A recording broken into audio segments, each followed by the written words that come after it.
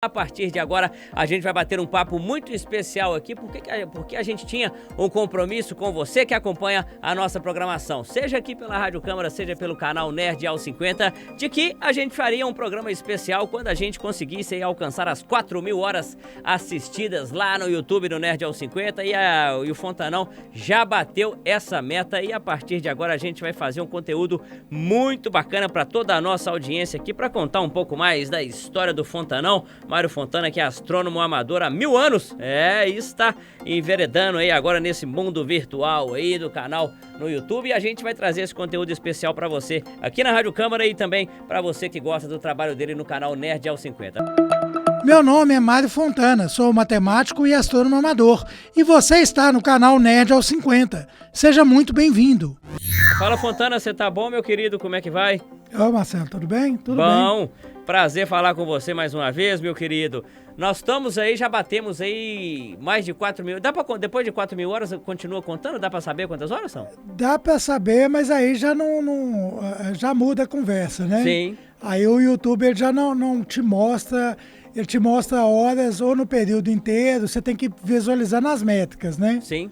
Pra quem não é muito dessa praia, né, o que isso quer dizer? Quando um canal alcança a marca de 4.000 horas assistidas no YouTube, possibilita lá, entre outras coisas, fazer parcerias, monetizar com aquele canal, enfim, você passa a ser um canal de relevância para essa plataforma violenta que é o YouTube, que cada vez mais pessoas estão ingressando, colocando conteúdos diversos, e o Mário Fontana é uma dessas pessoas. Ele é astrônomo amador e fala lá sobre a astronomia, tudo que acontece no espaço, e hoje o assunto aqui não vai ser o espaço em si, né? Hoje o assunto é o nosso amigo Mário Fontana, o Fontanão, que é, como eu falei pra você que acompanha a nossa programação, é astrônomo amador e vai contar um pouco dessa trajetória pra gente aqui no seu canal, no YouTube e também aqui na programação da Rádio Câmara. Fontana, meu querido Nerd aos 50, né? Claro, você já tem mais de 50 anos, por isso o nome do canal, mas como começou o interesse pela astronomia, meu filho? Eu tô perguntando porque hoje em dia, né, tá mais fácil por conta do conhecimento, a internet, mas há muito tempo atrás era meio difícil as crianças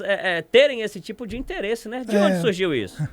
Na verdade, eu sempre fui apaixonado por ciência, né? Aquelas aulas de ciência, desde o grupo, aquilo ali me motivava demais, e eu ficava viajando, pensando nas coisas aí do espaço, pensando nas coisas da Terra também, na história, na arqueologia, e eu era apaixonado com qualquer tipo de ciências, Marcelo. Meu sonho de criança era ter um laboratório e ser astronauta também, né? Olha só. Coisa de menino mesmo, né? Quem nunca quis ser astronauta, né?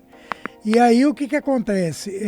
Eu lia muito, eu era um leitor muito ávido, a gente não tinha naquela época. Desde criança? Desde criança, desde muito novo eu era consumidor fanático de livros. Olha só.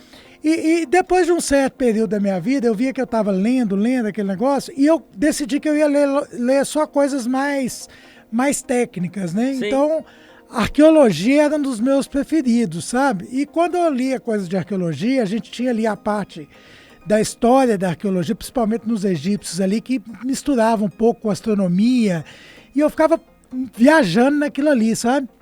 E aí, em 1980, mais ou menos, que deve ter acontecido isso, por volta de 1980, eu estava com 12 anos, e em 82 a Rede Globo transmitiu pela primeira vez no Brasil a série Cosmos, de Carl Sagan. Nossa Senhora das Que Graças. aquilo ali, Marcelo, as crianças, aquilo ali formou gerações, dezenas de astrônomos, né?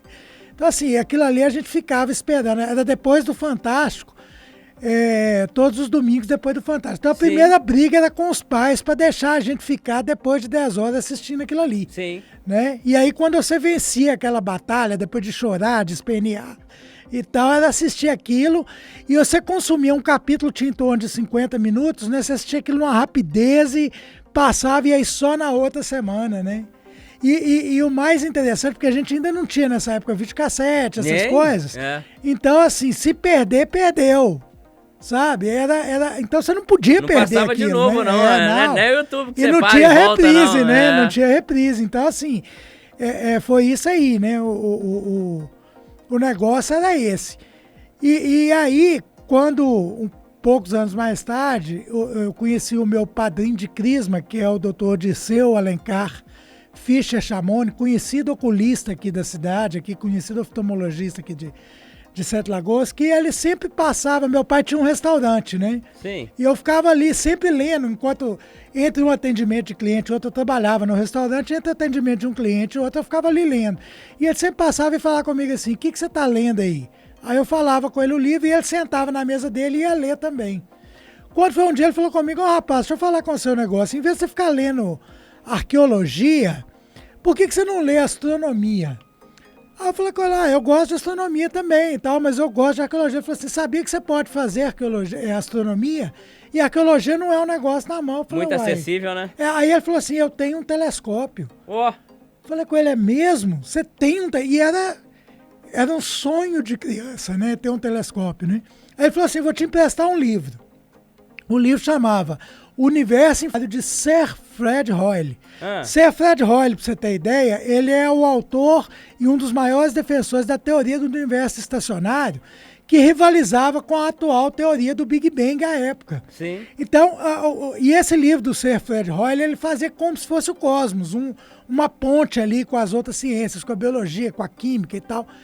Cara, ele me emprestou esse livro e eu fiquei louco, sabe, assim... Aí, sabe, é igual você dar água para quem tem sede, né? E eu falei assim, nossa, eu preciso de ler mais disso, sabe? E aí começou de verdade a astronomia a fervilhar. Aí eu ainda li arqueologia, porque eu sempre, igual eu te falei, até hoje eu sou fã de arqueologia, mas assim, o negócio foi astronomia, né? Aí daí pra frente foi astronomia, não tinha outra coisa. Que legal, cara. Eu fico imaginando isso porque eu sou mais de outra época, outra não muita longe época, né? Porque eu tenho 42 anos de idade e sempre quis, né, jogar futebol, essa coisa toda de brincar na rua, porque, como você falou, não tinha videocassete, não tinha muito recurso, não tinha nada. Mas dentro disso aí, Fontana, esse interesse, né, pela ciência, surgiu sozinho? Você teve, além, né, do seu padrinho que você falou e que com certeza foi um dos seus grandes incentivadores, mais pessoas também são de destaque nessa caminhada aí, nesse começo? Sim, várias pessoas, né? Aí, o meu padrinho, depois disso, ele me presenteou com vários livros, inclusive o próprio livro do Cosmos, sim, do Carl Sagan, né? Me deu vários livros de astronomia e tal. E aí, Marcelo, um dia eu já trabalhava no restaurante, então eu tinha um dinheirinho. A gente não recebia salário, não, mas tinha um dinheirinho, tipo assim, muita gorjeta de cliente que deixava pelos atendimentos e tal. E aí eu tinha um dinheirinho guardado e um dia passando na porta do FotoArt, o seu João de Deus, né, pai do pessoal lá, fundador do FotoArt, tava na porta lá e eu vi uma luneta pequenininha, sabe? E eu passei, olhei aquele negócio e entrei e falei com o seu João, esse aí dá pra ver planeta? Ele falou, não sei não, mas o pessoal acho que vê sim, tinha os desenhos dos planetas na capa e tal. E aí mas era uma luneta muito pequenininha e eu comprei aquilo, assim, na época foi caro, foi tipo assim, sei lá, como se fosse hoje aí, 200 reais, ué, tá doido. Sei lá.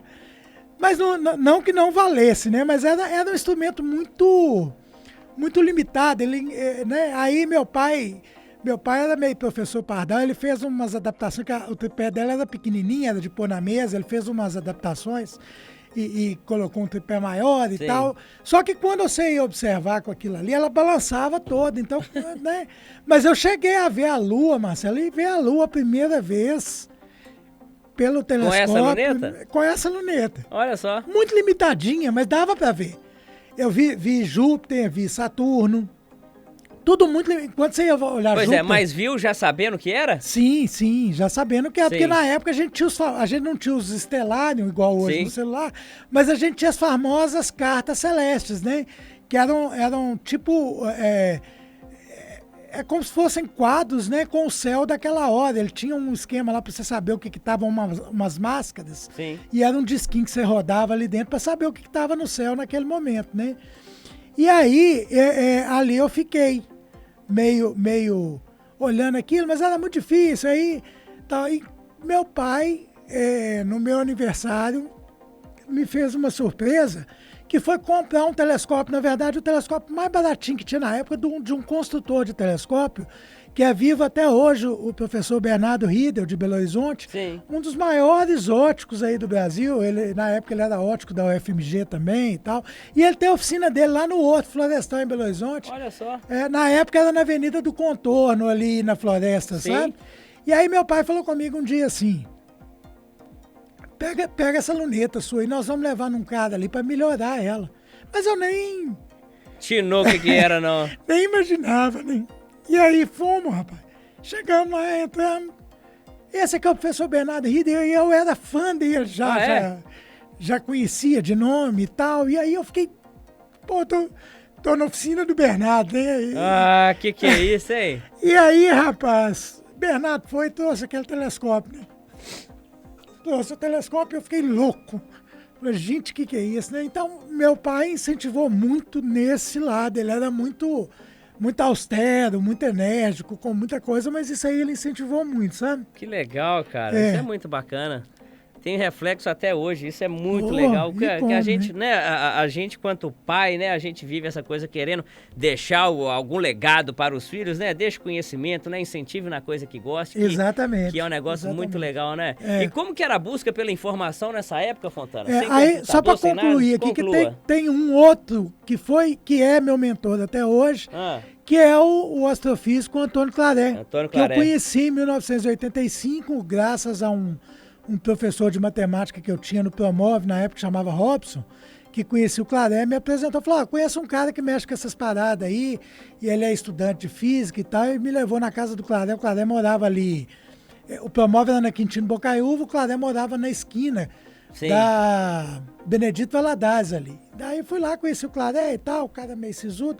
Mas aí comecei a trocar ideia com o Claré e hoje nós somos grandes amigos, né? O Claré, para quem não sabe, ele é um astrofísico brasileiro. Ele está na Espanha hoje e é um dos principais físicos teóricos do mundo.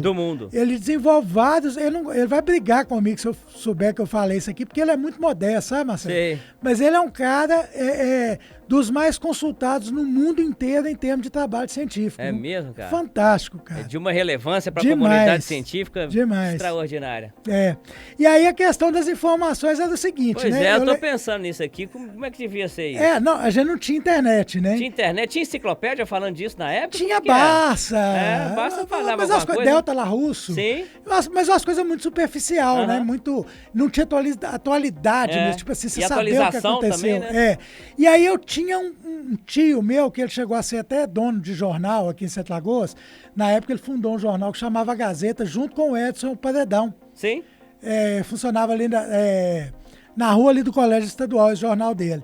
E aí esse meu tio, ele assinava todos os jornais do Brasil quase, né? Então os principais, Estado de Minas, Estado de São Paulo e tal.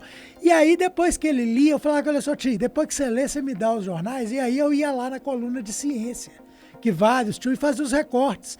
E aí, tanto que eu tenho vários volumes de pastas com recortes de jornal. Tem até hoje? Tenho guardado lá. O pessoal que está assistindo aqui, eu vou estar ilustrando todas essas coisas, então eu vou colocar as imagens do pessoal lá no canal do YouTube para ver isso aí. Então, desde aquela época, eu junto esses recortes, né? Porque mais tarde a gente lia. E é engraçado que muita coisa, por exemplo, o meteorito de Marte, eu tenho o recorte dele lá daquela época. É muito interessante isso, sabe? Você tá doido, preciosidade. Na época, né, uma coisa que foi muito badalada, que são a missão Voyager, né, que foi a primeira sonda a chegar e fotografar os anéis de Júpiter, fotografar Júpiter, Saturno, Urano, Netuno de perto. Eu tenho isso tudo ali nas pastas, lá em recorte de jornal. Olha só. As notícias da época. Muito bacana até você ver isso, né? E que na época a gente só relatava porque ainda não sabia o que estava acontecendo, né, e tal. Então, isso foi uma das fontes. A outra fonte, a gente tinha um astrônomo aqui no Brasil, no Observatório Nacional de Brasópolis, que chamava Ronaldo Rogério de Freitas Mourão. Todos os astrônomos nerds aos 50 foram embalados pelo Mourão. Ele escrevia vários livros, né? Tem um livro dele que se chamava Atlas Celeste, que era como se fosse uma bíblia do astrônomo amador, era obrigatório, né? E aí eu ia em Belo Horizonte, porque aqui não tinha livraria, nem em Sete Lagoas. E aí você deve ter conhecido, porque você nasceu em Belo Horizonte, né, morou em Belo Horizonte. Isso nos idos aí de 83, 84, na livraria Van Damme, na Rua dos Guajajaras, ali atrás do edifício Maleta ali, né? Guajajaras 505, Belo Horizonte. Você vê, Guajajaras 505. E aí o senhor Van Damme, que era ele que atendia a gente, eu acho que, eu não sei qual que era a nacionalidade dele, se era holandesa, se era irlandesa, mas era uma figura. E aí lá você achava, cara, de vez em quando uma revista americana que chamava Astronomy, ou Sky and Telescope, caríssimo, mas era um achado, era igual você achar água no deserto, porque nem sempre, nem todos os meses tinha aquilo, era de vez em quando que a gente achava aquilo lá, né? E eu ia todo mês em Belo Horizonte para comprar esses livros, que eu juntava meu dinheiro. Então, uma vez por mês eu ia em Belo Horizonte. Sim. E aí a gente achava, às vezes, um livro de astronomia em inglês, achava essa Sky em Telescope, achava também os livros do Mourão. E um outro lugar, que era na Livraria Cooperativa Médica, que era dentro do Campo Saúde da UFMG, na Avenida Alfredo Balena, ali ao lado do Pronto-Socorro João 23. Onde funciona a Faculdade de Medicina hoje. Isso, e aí foi o doutor Disseu, né, o Sim. meu padrinho, que falou na época, eu compro muito livro lá e tal, aí eu ia uma vez por mês, era esses 2 lugares, eram obrigatórios, e eu comprava pelo menos lá. Às vezes dava para comprar 2 livros, às vezes 3, né? E aí Depende da quantidade do recurso, né? E aí, depois que eu entrei para os grupos de astronomia, também tinha os boletins mensais, ou bimestrais e tal, e aí a gente lia.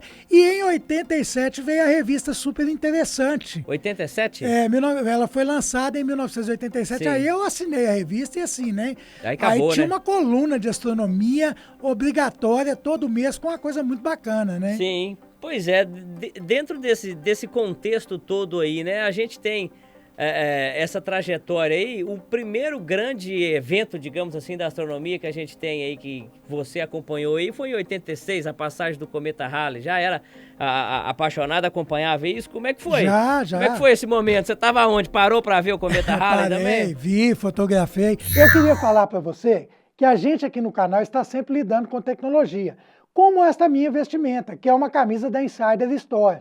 É uma camisa extremamente tecnológica e muito confortável. Ela não precisa passar, não amassa no corpo. O tecido é antibacteriano e respirável. Também é termorregulador, ou seja, evapora rapidamente o suor, evitando aquela famigerada pizza que tanto incomoda, não é mesmo? Ela também é uma camisa ecológica, porque ela necessita de 4 vezes menos água para ser produzida. É uma camisa de algodão e feita para durar. Ela possui linha masculina e feminina. É uma coisa muito bacana. E sabe o que é interessante? Por que eu estou falando tudo isso? Porque você também pode buscar a sua camisa Insider Store. Basta entrar aqui pelo QR Code que está aparecendo na sua tela e escolher a sua camisa e digitar o cupom NERD50. Com ele, você vai ganhar 12% de desconto nas compras em todo o site da Insider Store. Então, meu amigo nerd astrônomo, está esperando o quê? Corre lá na Insider Store e busque a sua camisa tecnológica. Em 86, eu estava aqui em Sete Lagoas ainda, né? A gente não tinha aquele contato, ainda não tinha ido para os grupos de astronomia e tal. E eu lembro, inclusive, com o doutor Disseu, nós observamos junto, né? E o Claré também junto. O Claré, na época, inclusive, escreveu um livro sobre o cometa, né? Ele era aluno da UFMG, da física da UFMG. Ele e mais 3 pessoas lá da UFMG escreveram um livro, que eu tenho esse livro. O pessoal que está assistindo pelo YouTube está vendo aí o livro também. Né? E ele me presenteou com algumas fotos que ele fez do cometa Halley lá no observatório da UFMG da Serra da Piedade. Sim. Uma foto que eu já mostrei em um outro podcast aqui, né? Esse observatório lá, ele data de quando, hein, Fontana? Você sabe? É mais ou menos 80... Da década de 80 que começou a funcionar, não? Uma coisa assim, É porque eu lembro também que foi um grande evento quando fizeram esse Eu observatório. tenho a placa de construção do observatório, uma foto da placa de construção que está nesses arquivos lá. Posso colocar para o pessoal ver. É mais ou menos por aí também, por né? Por aí, sim. Ah, que bacana. Então, a partir daí, depois dessa época aqui, do cometa Halley, de tudo que você começou a correr atrás aí dos grupos de astronomia, como é que funcionava isso? Aí o que acontece? Nós fundamos um grupo de astronomia aqui em Sete Lagoas, chamava CSA, Clube Sete Lagoas de Astronomia. Quem é que participava? Na época o doutor Disseu, o Claré fazia parte, tinha alguns amigos meus de escola, amigos de adolescência e tal. Aí vocês juntavam para trocar experiência? Sim, como é que era? Lá onde era o restaurante, Marcelo, tinha uma laje grande. Sim.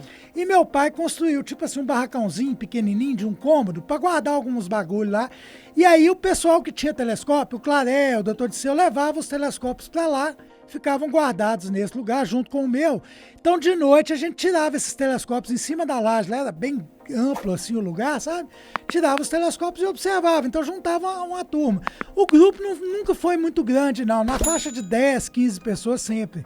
Mas acabou que depois disso eu mudei para Belo Horizonte e o grupo aqui não foi. O Claré já não estava aqui, o Disseu ficou sozinho. Não foi para frente. Os outros amigos meus eram entusiastas enquanto estavam com a gente. Não era tanto assim de falar assim, vou tocar o grupo, nós vamos levar ele para frente e tal coisa, né? Uhum. Então acabou, né? Mas aí em 81 que foi lançado esse livro que eu te falei, o Atlas Celeste do Mourão, e nele tinha o endereço de algumas entidades astronômicas, e eu peguei todas que estavam ali, devia ser umas 10 mais ou menos, escrevi para todas. E aí uma me respondeu. Olha só. O Clube de Astronomia do Rio de Janeiro, isso em 1986. E aí eu me associei a esse grupo de astronomia do Rio de Janeiro.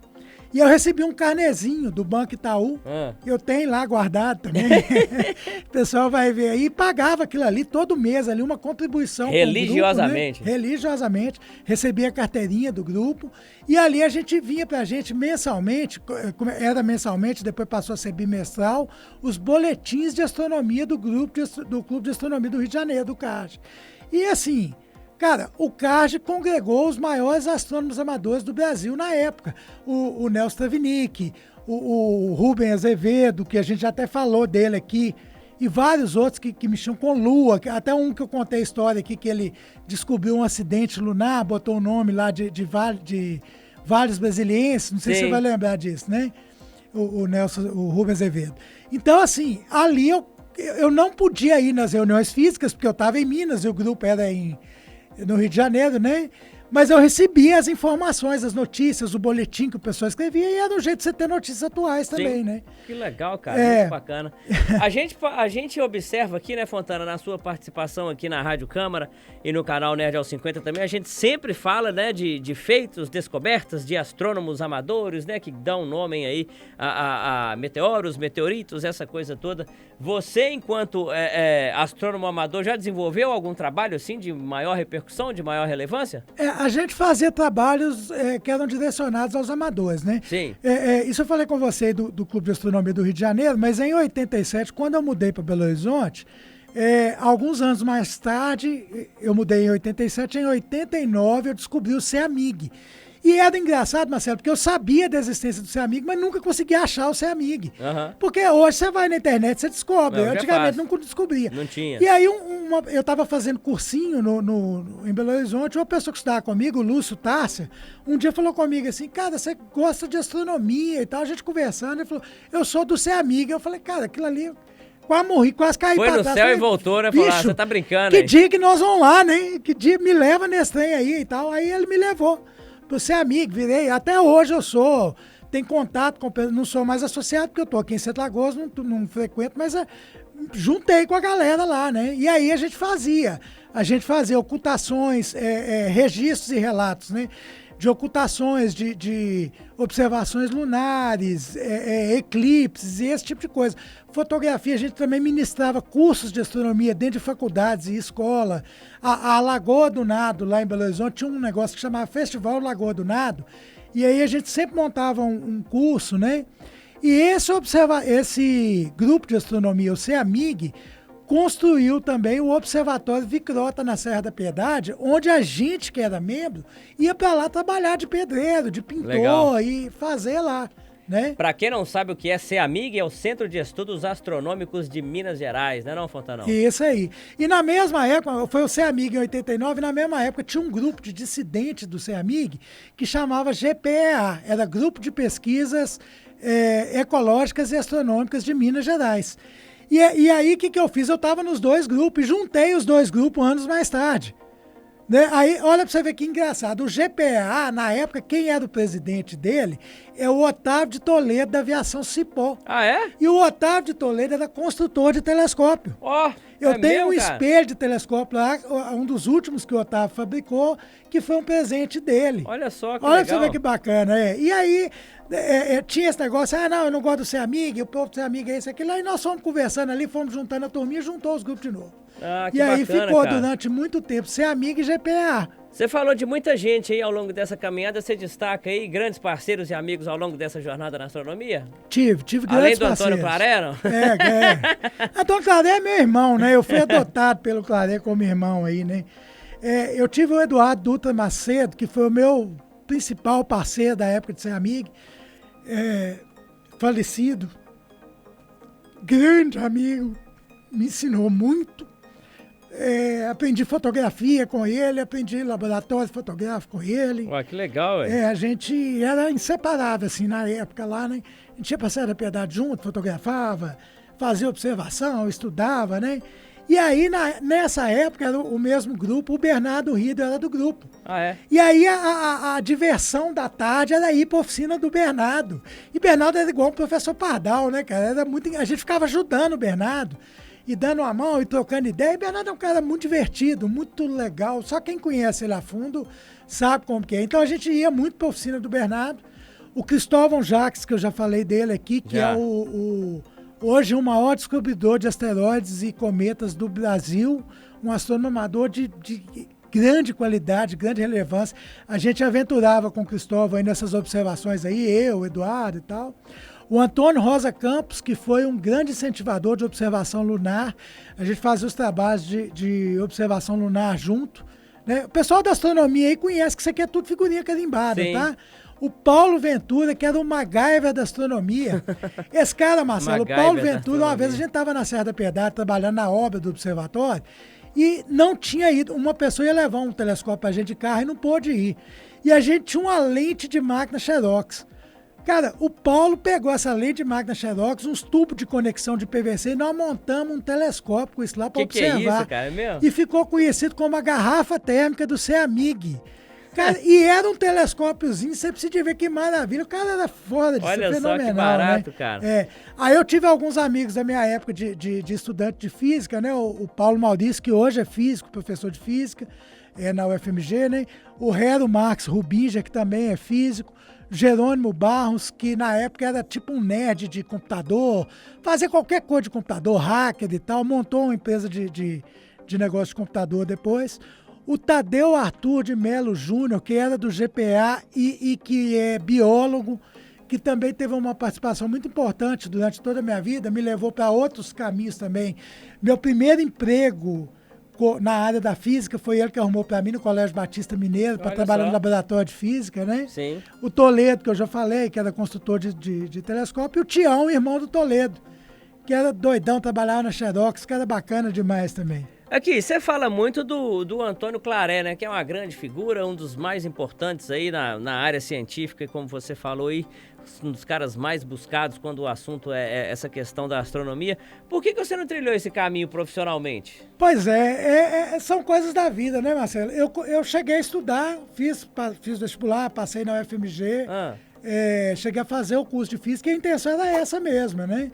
Mas aí eu precisava de trabalhar, né? Eu não tinha como me sustentar. E quem faz física sabe que fazer física e trabalhar é quase que impossível de fazer, é muito difícil, sabe?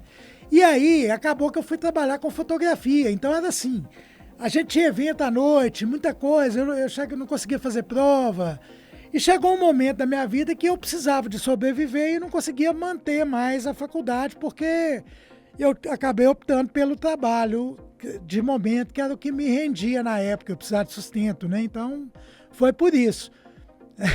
Você falou do nome de muita gente aí, um passou batida aí, Nuno. Eu ia falar do Nuno agora, que o Nuno foi um presente, eu considero hoje um irmão da astronomia, presente do Claré. É mesmo? Porque um dia, conversando com o Claré falou comigo assim, cara, o Nuno já era do grupo de astronomia do CEAMIG. Quando o Nuno fez doutorado com o Claré na Espanha, e quando ele voltou, ele foi pro CEAMIG. Sim. Só que coincidiu com a época que eu estava saindo do CEAMIG e vindo pra cá. Aí o Claré falou assim, você precisa de conversar mais com o Nuno, o Nuno é um cara bacana e tal, e o Nuno é astrônomo também, e é igual você, entusiasmado, vocês vão dar certo. Manda uma mensagem pro Nuno aí. Eu mandei uma mensagem pro Nuno e nunca mais parei de mandar, né? A gente troca várias ideias, e aí o Nuno é um cara assim... Na verdade, um presente que a astronomia me deu, que é um cara muito bacana, muito centrado. Legal, cara. Né? E me orienta, né? Me ensina, me ajuda muito, viu, Marcelo? Aqui, e de onde você resolveu criar esse canal, cara? Colocar todo esse conhecimento aí, compartilhar esse conhecimento para todo mundo pela internet por meio de vídeos? Aí são duas coisas. Primeiro que desde o começo lá, eu ficava queimado, ficava com muita raiva de ver as informações erradas na mídia, né? O cara divulga coisa errada. Depois veio esses negócios de terra plana. Sim. O homem não foi na lua. E você vendo só aquele tanto de absurdo, eu falei, não, a gente precisa fazer alguma coisa a respeito. E o meu sonho de criança era trabalhar com astronomia. Sim. E também trabalhar com vídeo, que é uma coisa que eu amo. Eu falei, quer saber do negócio? Vou juntar as três coisas. A divulgação científica, a astronomia e o trabalho de vídeo. E aí montei o canal Nerd aos 50, incentivado pelo meu filho mais novo, Davi, né, que o Davi na época mexia com o YouTube, queria ser youtuber, aí ele falava comigo, é bacana, e tal. Então começou meio que uma brincadeira com o Davi, eu falei, não, vou montar um canal, um belo dia cismei e montei, né. E ele tá herdando a herança do pai aí pela astronomia, a paixão? Parece que é DNA. A minha filha, a Júlia, ela faz física no FMG. Olha só. Quer ser astrofísica, né, já tá bem avançada no curso, e o Davi até então fala que quer ser astrônomo, né. Assim, e por incrível que pareça, eu nunca virei para eles e falei assim, ó, você tem que fazer isso, aquilo. Eu sempre quis deixar isso muito aberto para eles fazerem o que eles acham que tem aptidão, mas os dois acabaram querendo seguir esse rumo aí, viu, Marcelo? Que bacana, cara, que legal, aí. Dentro dessa questão, Fontana, é um tema muito... que instiga muito, né, essa questão da astronomia, das coisas do espaço, porque é tudo muito misterioso, né, mexe muito com a imaginação, instiga a curiosidade, né, cara? E eu queria que você falasse pra gente, né, a gente tá caminhando pra encerrar essa nossa conversa aqui, qual que é a importância da astronomia para a humanidade, cara? Eu sei que é uma pergunta muito complexa, muito abstrata, né, mas a gente pode resumir isso? Pode, eu acho que sim. Eu acho que quando a gente ficou em pé, Marcelo, pela primeira vez, quando a gente ficou sobre duas pernas, né? Saiu daquele estado de quatro patas, né? E foi desenvolvendo enquanto espécie e tomou consciência de onde a gente estava. Nós fizemos duas perguntas. Quem somos? Aliás, três, né? De onde viemos, quem somos e para onde iremos, né? E isso aí foi a primeira... primeira providência astronômica que o ser humano tomou. Providência astronômica? Quem vai responder isso aí é a astronomia. É? Quem vai responder isso aí é a astronomia. Então, isso é o que a gente quer responder. Mas aí muita gente, às vezes a gente vê muito falando assim, meu povo passa fome na Terra, por que você quer mexer com astronomia? Para que você vai gastar milhões por uma viagem no espaço, sendo que tem gente na Terra passando fome? Mas cada um é, né? cada um na sua. Né? Marcelo, mas acontece que a astronomia... E esses estudos, eles têm aplicações na Terra e sempre trazem melhorias para o ser humano. Por exemplo, um programa que foi desenvolvido aí para fazer estudos de estrela e identificação de certos tipos de estrela foi aplicado hoje numa máquina que se chama mamografia, que faz um exame chamado mamografia que salva vidas. Né? Um equipamento desenvolvido para construir as lentes do telescópio James Webb, os espelhos do James Webb, é usado em cirurgias oftalmológicas de alta tecnologia. Se você tem um celular com uma câmera CCD que está dentro dele aí hoje, que é um sensor especial para fotografia, ele foi desenvolvido para ser usado na astronomia, na astronáutica. O Wi-Fi foi desenvolvido para comunicações de astronomia.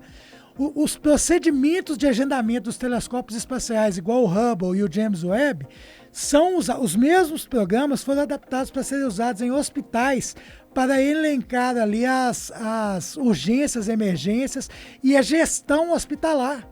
Então, assim, cara, a gente aplica astronomia na veia, as pessoas só não sabem disso.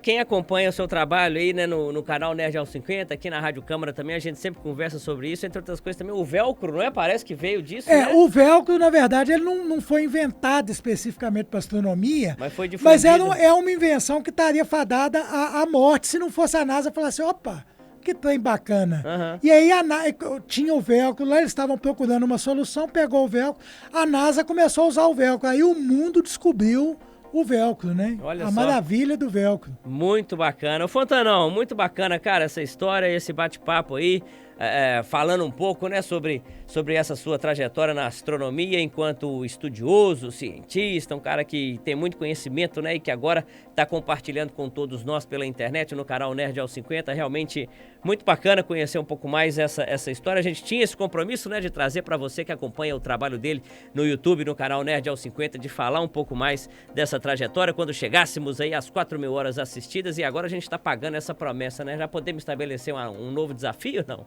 Pois é, vamos lá, quem Vamos sabe, pensar, né? né? Vamos partir para os 10 mil inscritos, né? Nossa Estamos Senhora! chegando em 4 Já mil. pensou? Vamos lá, 10 mil. Vai ser bacana demais. Fontanão, obrigado pela presença mais uma vez, meu querido. Sucesso pra você. Como eu falei, é muito bacana, né? Ter esse desprendimento de depois dos 50 anos. A gente sabe que eu com 40 já tenho dificuldade com certas coisas da tecnologia. Eu sei que até 10 anos, mais de 10 anos a mais que eu também. Imagina a dificuldade que seja, né? Mas a gente vai rompendo barreiras aí, superando, né, os nossos desafios, as nossas limitações, digamos assim, para poder levar para o maior número de pessoas o conhecimento, igual você falou, que é muito bacana, que às vezes muitas pessoas não têm, né, de forma muito prática, muito didática, isso que é mais bacana. Então, sucesso para você, obrigado pela presença mais uma vez, grande abraço, viu, meu querido? Obrigado, Marcelo, te agradecer muito aí pela parceria desde o começo, né? Por acreditar no trabalho, né? Tanto a você, a Rádio Câmara, a TV Câmara, né? E a Câmara Municipal num todo que abraçou aí e que incentivou, abriu as portas aí para que a gente fizesse, se chegasse aí aos ouvintes da rádio e aos 7 lagoanos no geral, né? E todo mundo do YouTube, né? Os meus seguidores aí, os nossos inscritos no canal, quem já é, quem ainda não é, né? Agradecer a todo mundo aí, porque só é possível por causa deles, né? Sim, com certeza.